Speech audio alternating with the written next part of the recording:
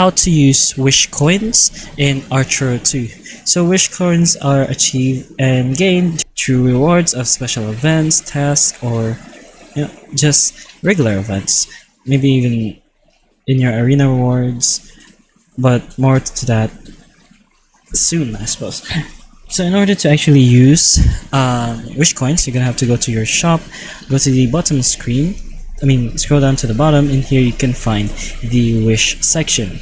So you can go ahead and wish for 10 and wish for 20. So there's a single wish option in the left and a 10 wish option in the right. Right now it says wish for both. I have no idea what that is.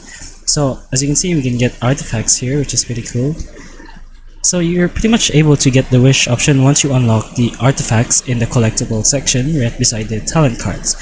So in order to unlock this feature, just go ahead and complete some stages, and eventually you'll be able to unlock artifacts, which will make you significantly stronger, as a single artifact can give you a lot of base stats.